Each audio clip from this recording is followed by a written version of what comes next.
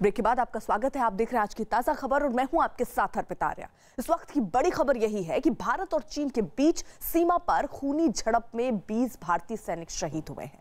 भारत और चीन के सैनिकों के बीच ये झड़प सोमवार की रात को लद्दाख की गलवान घाटी में हुई थी। पहले एक अफसर और 2 जवानों के शहीद होने की खबर थी, लेकिन सेना ने देर रात आधिकारिक बयान जारी करते हुए कहा कि झड़प में 17 जवान कम तापमान और ऊंचे इलाकों में शहीद हो गए और शहीद होने वाले जवानों की संख्या 20 पहुंच गई है। वहीं जवाबी कार्रवाई में चीन को भी बड़े नुकसान की खबर है। एनआईए के मुताबिक झड़प में चीन के 43 सैनिक या तो मारे गए हैं या घायल हुए हैं। वहीं एलएसी पर इन सैनिकों को ले जाने के लिए चीन के हेलीकॉप्टर की गतिविधियों में तेजी देखी गई। इन सब के बीच पीएम आवास पर बैठकों का दौर देर रात तक जारी रहा। रक्षा, वित्त, विदेश और गृह मंत्री के साथ पहले सुरक्षा मामलों की कैबिनेट की बैठक हुई और इसके खत्म होने के बाद पीएम मोदी और गृह मंत्री अमित शाह ने अलग से करीब 1 घंटे तक चीन से जारी तनातनी के बाद के हालातों पर चर्चा की।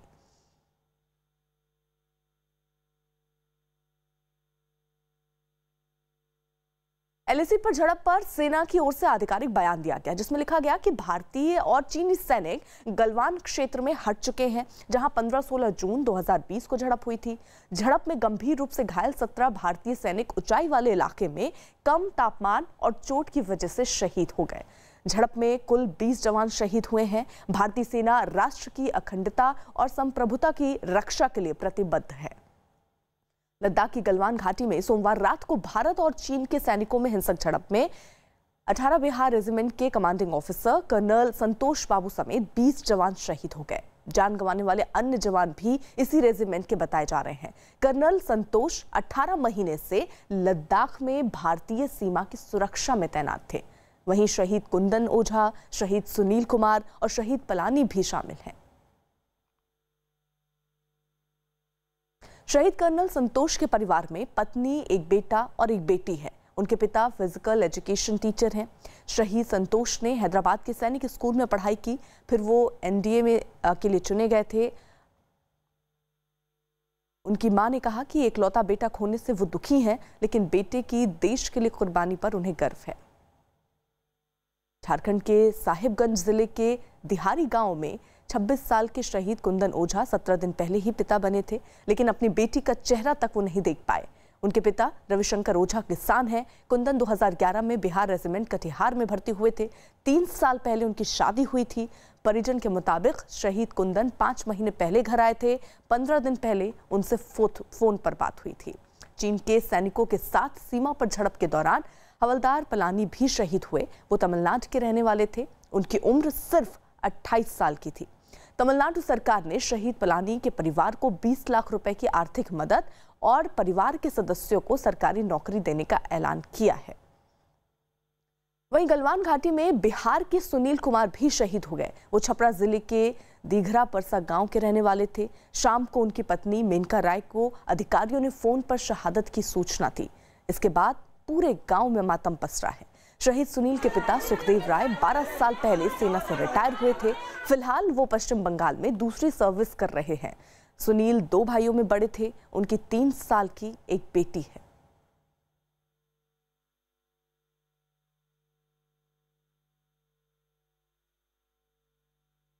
बीते 53 साल में भारत और चीन के सैनिकों के बीच सीमा पर टकराव तो कई बार हुआ, लेकिन खूनी झड़प कभी नहीं हुई। चीन की सेना ने कई बार सीमा लांघी, लेकिन उसे जल्द ही होश आ गया और वो पीछे चुपचाप लौट गई। लेकिन लद्दाख में करीब 40 दिनों से जारी सीमा विवाद के बीच चीन के सैनिकों ने लद्दाख की गलवान घाटी में भारतीय फौज पर हमला कर दिया, जिसमें 20 जवान शहीद हो गए। जबकि समाचार एजेंसी एएनआई के मुताबिक चीन के भी 43 सैनिकों की मौत हुई है या वो घायल हुए हैं।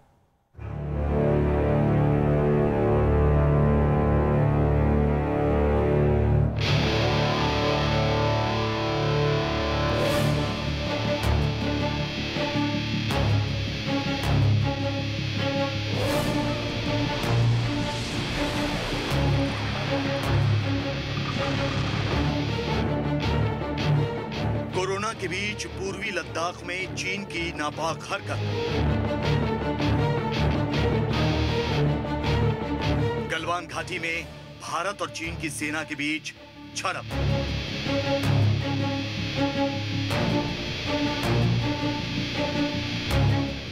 पहाड़ पर चीन की खूनी साजिश की इनसाइड स्टोरी। कोरोना काल में चीन अपनी नापाक हरकतों से बाज नहीं आ रहा। जमीन का भूखा चीन एलएसी पर खूनी साजिश रच रहा है। जिनपिंग की फौज पूर्वी लद्दाख को जंग का अखाड़ा बनाने पर आमादा है और इसकी तस्दीक तब हुई जब चीन की सेना ने अचानक आक्रामक रुख अख्तियार कर लिया। चीन की सेना बिना किसी उकसावे के भारतीय फौज से भिड़ गई। हालांकि दोनों सेनाओं ने गोली तो नहीं चलाई, लेकिन इस खूनी झड़प में भारत और चीन की दोनों सेनाओं को नुकसान जरूर पहुंचा। दरअसल चीन और भारत की सेनाओं के बीच सोमवार रात यानी 15 जून को झड़प हुई। पूर्वी लद्दाख में गलवान घाटी के पास दोनों सेनाएं आपस में उलझ गईं। भारत और चीन के बीच सीमा पर आखिरी बार 1975 में खूनी संघर्ष हुआ था। करीब 45 साल के बाद पूर्वी लद्दाख के गलवान इलाके में जाकर ये सिलसिला टूटा। गलवान उन इलाकों में से एक है जहां चीन की सेना ने घुसपैठ की थी। कई दौर की बातचीत के बाद कुछ पॉइंट से चीन की सेना पीछे भी हटना शुरू हो गई थी, लेकिन इस ताज़ा घटना के बाद माना जा रहा है कि तनाव और भी बढ़ सकता है। चीन ने एलएसी पर जो कायराना हरकत की, उससे दोनों देशों के बीच तनाव अचानक बढ़ गया। माहौल इस कदर गर्मा गया कि राजनाथ सिंह ने फौरन chief of defence staff Bipin Rawat, तीनों सेनाओं के आला अधिकारियों और विदेश मंत्री एस जयशंकर के साथ मीटिंग की। जबकि इस मीटिंग के बाद पीएम मोदी को भी ताजा हालात की जानकारी दी गई। हालांकि दोनों देशों की सेनाओं ने गोली नहीं चलाई, लेकिन जिस तरह पहाड़ की ऊंची चोटियों से चीन ने भारतीय सेना पर हमला किया, उससे माहौल बिगड़ता हुआ नजर जरूर आ रहा है। ऊपर से चीन की सीनाजोरी वाली आदत आग में घी का काम कर रही। देखिए किस तरह चीन के विदेश मंत्रालय ने गलवान घाटी में हुई झड़प के बाद भारत को ही ईंधन भभकी देने की कोशिश की। किस तरह चीन ने सीमा पर तनाव का आरोप भारत पर मढ़ने की जांच। However, the Indian forces surprisingly violated the consensus, crossing the border twice to carry out illegal activities and provoke attacks on Chinese soldiers. This led to serious body conflicts between the border forces of both sides. We strongly condemned such practice and once again demanded that the Indian side strictly restrain the frontline troops in accordance with the consensus. जाहिर है, corona की वजह से पूरी दुनिया में फजीहत झेल रही चीन की सरकार पहले तो सीमा पर जानबूझकर तनाव बढ़ाने की कोशिश करती है, फिर भारत पर ही झूठे आरोप लगाकर खुद को पाक साफ साबित करने की कोशिश करती है। लेकिन हकीकत तो यह है कि हिंदुस्तान ने हर बार बातचीत के जरिए सभी सीमा मुद्दों को सुलझाने की पहल की, जबकि वो चीन ही है जो हर बार अपने आक्रामक रवैये से माहौल गर्माता रहा है। पिछले महीने भारत और चीन की सेनाओं के बीच हुई झड़पें इसकी बानगी। तारीख 5 मई, जगह पूर्वी लद्दाख की पेंगोंग झील। पेंगोंग झील के उत्तरी किनारे पर फिंगर 5 इलाके में भारत चीन के करीब 200 सैनिक आमने सामने आ गए। भारत ने चीन के सैनिकों की मौजूदगी पर ऐतराज जताया और पूरी रात टकराव के हालात बने रहे। अगले दिन तड़के दोनों तरफ के सैनिकों के बीच झड़प हो गई। बाद में दोनों तरफ के आला अफसरों के बीच बातचीत के बाद मामला शांत हुआ। तारीख 9 मई, जगह सिक्किम का नाकुला सेक्टर। यहां भारत चीन के 150 सैनिक आमने सामने हो गए थे। आधिकारिक तौर पर इसकी तारीख सामने नहीं आई। हालांकि एक अखबार की रिपोर्ट के मुताबिक यहां झड़प 9 मई को ही हुई। गश्त के दौरान आमने सामने हुए सैनिकों ने एक दूसरे पर मुक्कों से वार किए। वहां भी बाद में अफसरों ने दखल दिया, जिसके बाद झड़प हुई। तारीख 9 मई, जगह लद्दाख। चीन ने लद्दाख में एलएसी पर अपने हेलीकॉप्टर भेजे थे। चीन के हेलीकॉप्टरों ने सीमा तो पार नहीं की। मीडिया रिपोर्ट्स की माने तो जवाब में भारत ने लेह एयरबेस से अपने लड़ाकू विमानों का बेड़ा रवाना कर दिया था। हिंदुस्तान को जवाबी कार्रवाई करनी पड़ेगी। सुनने में आ रहा है कि वहां पर अभी बातचीत का दौर जारी है। अगर बातचीत से ही ये समस्या हल होनी थी तो हो जाती। अब क्योंकि सैनिकों की जान गई है तो हमें भी उसी प्रकार से अपनी मजबूती का प्रदर्शन करना पड़ेगा और अपने इलाके पर मजबूती से खड़े होते हुए अगर हमें सैन्य कार्रवाई करने की आवश्यकता पड़ती है तो हमें भी सैन्य कार्रवाई ही करनी पड़ेगी। पिछले महीने ही गतिरोध शुरू होने के बाद भारतीय सेना ने फैसला किया था कि वो पेंगोंग, गलवान घाटी, डेमचोक, और दौलत बेग ओल्डी के सभी विवादित इलाकों में चीन के सैनिकों के आक्रामक अंदाज से निपटने के लिए कड़ा रुख अपनाएगी। तो शायद इसी का नतीजा है कि अब चीन हद से गुजर जाने को आमादा नजर आ रहा है। चीन ताकत की नुमाइश कर भारत पर दबाव बनाने की कोशिश कर रहा है। 1969 से लेकर आज तक एक भी बुलेट फायर नहीं हुई है चाइना और भारत के बीच। ये धक्का बुक्की वाले किस्से, ये हमेशा के पीछे हटने वाले किस्से, ये हमेशा होते थे चाइना और भारत के बीच, लेकिन ये पहली बार हुआ है 1969 के बाद कि यहाँ पर कुछ टेंशन हुआ है, कुछ बातचीत हुई है, जिसकी वजह से दोनों तरफ के जो लोग हैं वो थोड़े से गुस्से में आ गए। लद्दाख में भारत चीन के बीच करीब 1.5 महीने से सीमा पर तनाव, जिसकी शुरुआत 5 मई को हुई थी। इसके बाद दोनों देशों की सेनाओं के बीच जून में ही 4 बार बातचीत हो चुकी है। इन बैठकों में तनाव कम करने पर सहमति भी बनी थी। तो चौथी मीटिंग सोमवार को ही हुई थी। लेकिन गलवान घाटी में चीन की हरकत ने एक बार फिर उस घटना की याद दिला दी जब 20 अक्टूबर 1975 को चीन की सेना ने अरुणाचल प्रदेश के तुलुंगला में असम राइफल की पेट्रोलिंग पार्टी पर घात लगाकर हमला किया था, जिसमें भारत के 4 जवान शहीद हो गए थे। दरअसल अब हम आपको नक्शे के जरिए दिखा रहे हैं कि कौन सा वो इलाका है जहां चीन ने अपनी नापाक हरकतों को अंजाम देना शुरू किया है। ये गलवान घाटी है जहां पर सारा विवाद शुरू हुआ और ये वही इलाका है जहां चीन और भारत के बीच झड़प हुई है। दावा किया जा रहा है कि यही वो झड़प हुई जिसमें भारत के एक अफसर समेत कुल 20 जवान शहीद हुए हैं। हम आपको नक्शे के जरिए ये दिखा रहे हैं कि विवाद की वजह असल में क्या है। एलएसी के उस पार चीन ने G219 हाईवे बनाया है, जबकि भारत पिछले 6 साल से एलएसी के पास अपने इलाके में एक सड़क बना रहा है, जिसकी वजह से चीन को परेशानी हो रही है। इस सड़क के बनने से वहां तैनात सेना के जवानों को आने जाने में आसानी होगी और उन तक सामान भी पहुंचाना आसान होगा। लेकिन चीन नहीं चाहता कि भारत अपने इलाके में भी सड़क बनाए और वो बार बार भारत को सड़क निर्माण को रोकने के लिए कह चुका है। चीन के बार बार नाराजगी जताने के बावजूद भारत ने सड़क निर्माण नहीं रोका, जिसकी वजह से चीन भड़क गया है। अब आप वो इलाका देखिए जिस पर गृह मंत्री पहले भी बयान दे चुके हैं। ये है अक्साई चीन। ये वही जगह है जो 1962 में भारत और चीन की लड़ाई के बाद से ही चीन के कब्जे में है, जबकि 1962 की लड़ाई भारत चीन से हार गया था। ये इलाका है जिसके लिए गृह मंत्री ने संसद में अपने बयान में कहा था कि अक्साई चीन से लेकर पीओके तक हमारा है।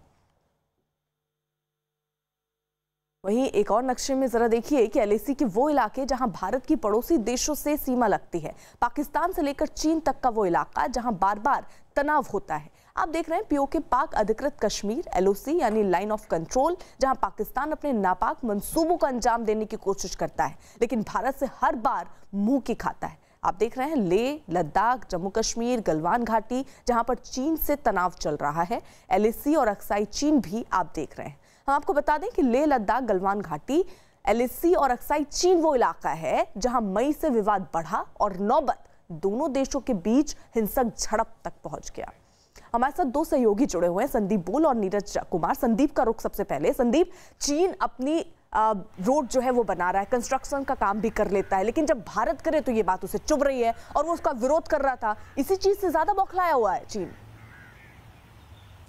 जी अर्पिता, अगर हम लोग बात करें, अगर मैं डेमोग्राफी की बात करूं तो अगर तिब्बत का जो इलाका जहां पे कि चीन ने कब्जा किया हुआ है वो जो है काफ़ी प्लेन इलाका है, वहां पे बहुत ज़्यादा हाई माउंटेन्स नहीं हैं वहां पे, और ऐसे में वहां पे रोड कंस्ट्रक्शन जो है चीन के लिए बहुत आसान है और वो पिछले काफ़ी लंबे समय से रोड कंस्ट्रक्शन कर रहा है। उसकी मंशा यही है कि जितने कम समय में जो है मोबिलाइजेशन आर्मी का, उनकी पीएलए का सीमा तक हो जाएगा, किसी तरीके की कॉन्फ्लिक्ट होता है। वहीं जो है भारत की तरफ जो टेरेन है वो बहुत ज्यादा हार्ड टेरेन है, हार्श टेरेन है, और वहां पे जो है रोड कंस्ट्रक्शन जो है बहुत मुश्किल है। लेकिन भारत की तरफ से 73 ऐसी सड़कें जो कि एक स्ट्रेटेजिक रोड्स जो है वो तय की गई थी और जिन पे काम चल रहा है। दौलत बेग ओल्डी तक जो दुर्बुक से शोक से होते हुए दौलत बेग ओल्डी तक जाती है 255 किलोमीटर की रोड, इसको जो है तैयार किया गया, पिछले साल ही जो है इसका उद्घाटन किया गया था और वही से जो है चीन को सबसे बड़ी समस्या होनी शुरू हो गई।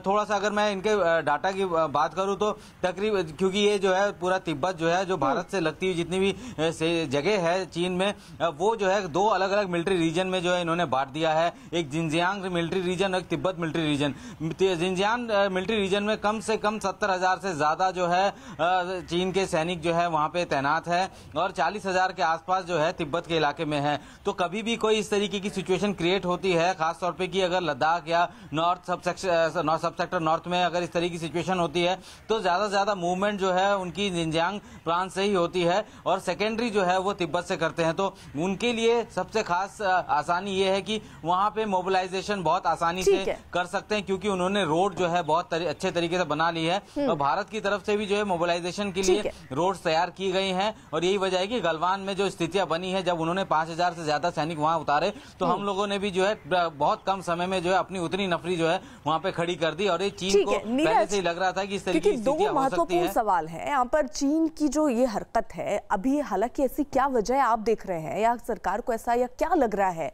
कि 45 साल के बाद ऐसी हिंसक झड़प करने की नौबत आ गई? वहां ऐसे क्या माहौल बने, ऐसी क्या स्थिति पैदा हुई? और दूसरा बड़ा सवाल कि चीन जो अभी तक सिर्फ 2 इंच आगे आता था, फिर बातचीत का खुद रास्ता तलाशता था और 1 इंच पीछे चला जाता था, अब वो झड़प पर उतारू हो गया है। तो आखिरकार चीन का इलाज अब क्या होगा? देखिए, इलाज क्या होगा आने वाले दिनों में भारत की उसमें राजनयिक जो भूमिका होगी, कूटनीतिक स्तर पे जो भारत जिस तरह से आगे बढ़ेगा चीन पे दबाव बनाने के लिए, वो बहुत मायने रखेगा दोनों देशों के संबंध के लिए और चीन पर दबाव बनाने के लिए। जैसा कि संदीप ने बताया कि जिस तरह से हाल के दिनों में भारत ने सीमावर्ती क्षेत्रों में और गलवान वैली के आसपास के इलाकों में अपने सीमा क्षेत्रों में जो एक्टिविटीज़ की है, उससे कहीं ना कहीं चीन आशंकित है। और दूसरी महत्वपूर्ण बात की बहुत जानकारों का ये भी कहना है कि जिस तरह से कोरोना वायरस को लेकर लगातार पूरी दुनिया चीन पर हमला कर रही है और अमेरिका भी लगातार चाहता है कि भारत उसके पक्ष में खड़ा हो, तो ऐसे में गलवान वैली के मामले को तूल देकर चीन ये करने की कोशिश में है कि भारत अमेरिका की तरफ न जाए। तीसरी महत्वपूर्ण एक बात यह है कि आपको याद होगा कि अभी हाल ही में भारत ने एक महत्वपूर्ण आर्थिक फैसला किया था, जिसके अनुसार 200 करोड़ से जुड़े जितने भी टेंडर होंगे विदेशी निवेश के, उसमें किसी भी विदेशी कंपनी को अपना पैसा लगाने के लिए सरकारी अनुमति की जरूरत होगी, तो उसका सीधा असर चीन पर पड़ा था और चीन ने नाराजगी भी जाहिर की थी। तो ये तमाम मसले हमारे साथ। वही लद्दाख के गलवान घाटी में चीन के साथ झड़प में भारतीय सेना के 20 जवानों की शहादत पर कानपुर में चीन के खिलाफ विरोध प्रदर्शन किया गया। वहां व्यापारियों ने विरोध जताते हुए चीन के सामान की होली जलाई और चीन के खिलाफ जमकर नारेबाजी की। व्यापारियों ने भारत सरकार से चीन के खिलाफ कड़ी कार्रवाई की मांग की। साथ ही उन्होंने चीन के सामान के भारत में आयात पर रोक लगाए जाने की भी मांग की है। चाइना के खिलाफ, चाइना के वस्तुओं का बहिष्कार, उसके खिलाफ एक आर्थिक युद्ध होगा। निश्चित रूप से चाइना इससे कहीं ना कहीं निश्चित रूप से परास्त होगा। आर्थिक युद्ध के साथ साथ बॉर्डर पे सेना लड़ रही है। हमें देश के प्रधानमंत्री माननीय नरेंद्र मोदी जी को पूरा विश्वास है कि चाइना से वो हर मोर्चे पर बदला लेने का काम करेंगे। और एक बात हमारी भारत सरकार से अपील है, निवेदन है कि चाइना से सारे इंपोर्ट बैन करने का भी काम शुरू करें। चाइना से अगर इंपोर्ट बैन होगा तो चाइना के खिलाफ एक बहुत बड़ी लड़ाई होगी। वहीं इंदौर में भी भारत के जवानों की शहादत पर गुस्सा दिखा। वहां कांग्रेस कार्यकर्ताओं ने चीन का झंडा जलाकर विरोध जताया। कांग्रेस कार्यकर्ताओं के प्रदर्शन के दौरान वहां बड़ी संख्या में पुलिस भी मौजूद रही। एलएसी पर चीन की हरकत पर विरोध जताते हुए पीएम मोदी से सख्त कदम उठाने की मांग भी की गई। संदीप, अब ऐसे माहौल में जब चीन के लिए हम रणनीति तैयार कर रहे हैं, तब से ही गहमा गहमी की स्थिति थी जब चीन और भारत के बीच आमने सामने सेनाएं आ गई वहां पर। लेकिन उसके बाद अब कल की जो घटना हुई, अब उससे पूरा देश ये मांग कर रहा है कि अब कार्रवाई होनी चाहिए, सर्जिकल स्ट्राइक करिए।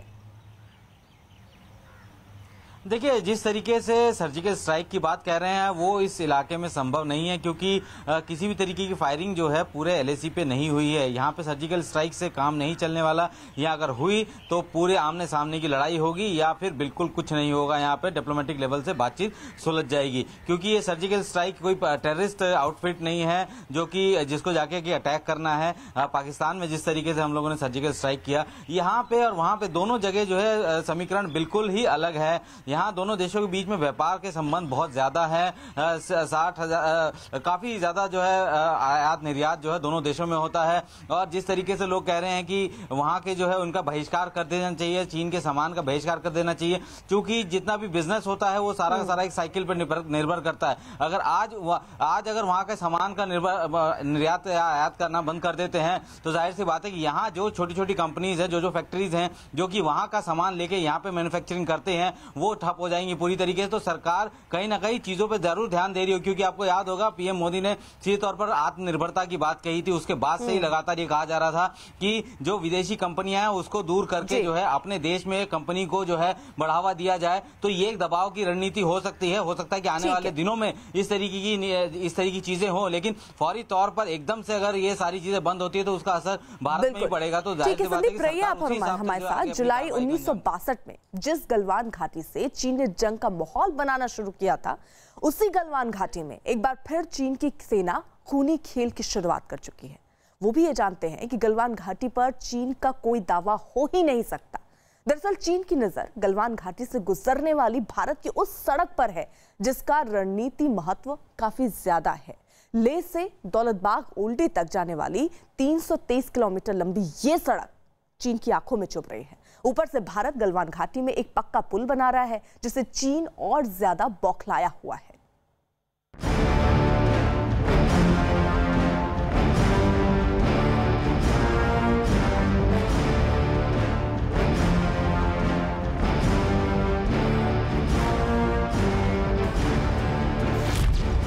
चीन की बौखलाहट की वजह क्या है? भारत से क्यों भिड़ना चाहता है चीन? पहाड़ पर चीन की साजिश का भंडाफोड़। भारत और चीन के बीच इस साल मई के महीने से ही लद्दाख बॉर्डर के पास माहौल गरमाया हुआ था। चीन की फौज ने LAC को पार कर लिया था और गलवान घाटी के पास आ गए थे। चीन की ओर से यहां पर करीब 5,000 सैनिकों को तैनात किया गया था। इसके अलावा चीन ने इस इलाके में सैन्य साजो सामान भी इकट्ठा कर लिया था। हालांकि 6 जून के बाद से कई बार भारत और चीन के बीच इस मुद्दे पर बातचीत भी हुई। CEO से लेकर लेफ्टिनेंट जनरल लेवल तक के अफसरों के बीच बैठक हुई, जिसके बाद दोनों देशों की सेनाएं कुछ किलोमीटर तक पीछे भी हटी थी। लेकिन सीमा पर शांति कायम करने की कोशिशों को उस वक्त झटका लगा जब गलवान घाटी में दोनों देशों के सैनिकों के बीच हिंसक झड़प हो गई। अब सवाल ये कि गलवान घाटी में ऐसा क्या है कि चीन लगातार इस इलाके में अपनी पैठ बढ़ाने की कोशिश कर रहा है। दरअसल गलवान घाटी में भारत लकड़ी के पुराने पुल की जगह कंक्रीट का नया पुल बना रहा है। ये पुल भारत और चीन के बीच LAC से 7 किलोमीटर के फासले पर है, जबकि चीन लद्दाख में ज्यादातर इलाके में LAC को नहीं मानता।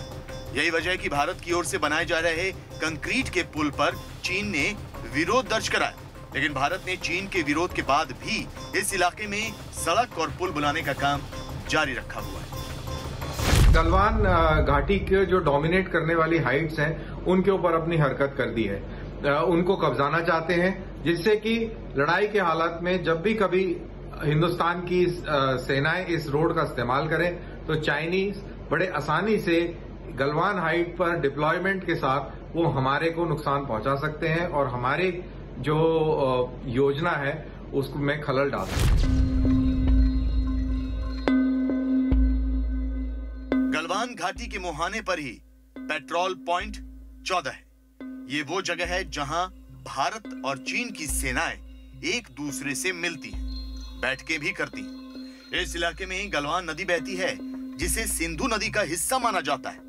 लेकिन गलवान घाटी से होकर गुजरने वाली भारतीय सड़क चीन की आंखों में कांटे की तरह चुभ रही है।